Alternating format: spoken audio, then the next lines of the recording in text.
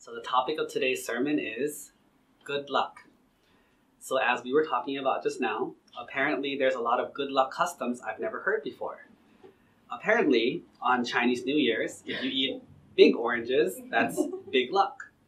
But apparently I have small oranges, so maybe I have small luck.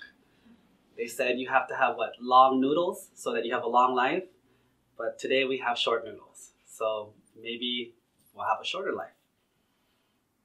What else is there? You're not allowed to get a haircut before or after the New Year's or something like that?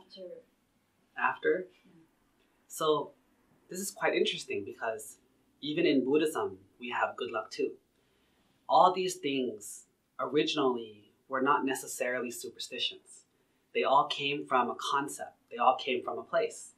However, over the years, people stopped thinking about it and just memorized the concept only.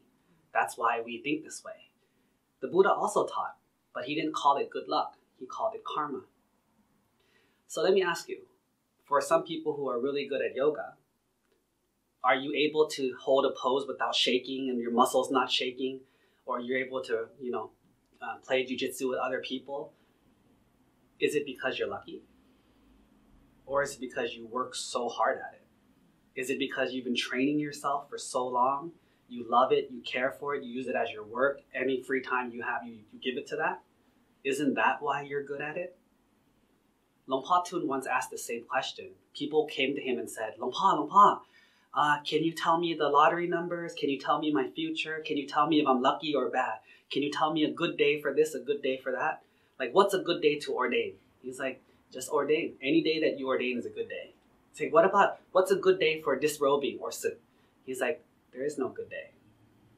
If you want to leave, whenever you want to leave, that's the day you should leave. There is no magic day where if you leave today, it's better or worse.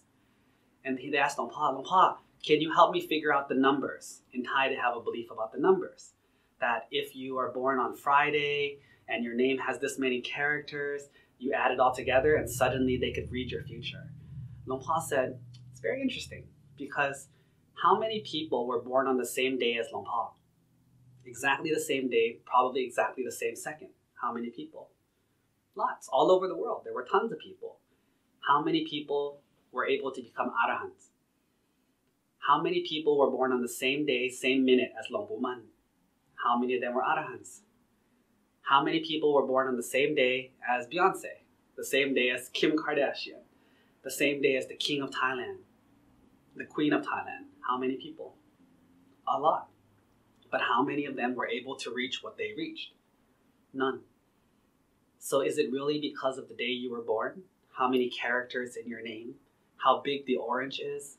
Whether or not you took a shower today? Well, that one actually might affect it a little bit. It all comes down to what you do. The healthier you live, the better the karma you create, the better your luck is. It's not because of a shirt color.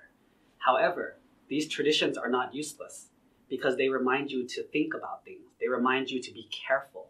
They remind you not to do things because you want to, but think about the reason. But don't think of the reason as good luck. Think of the reason as good training. Training your heart, training your mind so that you're smarter and wiser. Just like a person learning for school, jiu-jitsu, or yoga. The more you train, the better you get. And that's where true good luck comes from.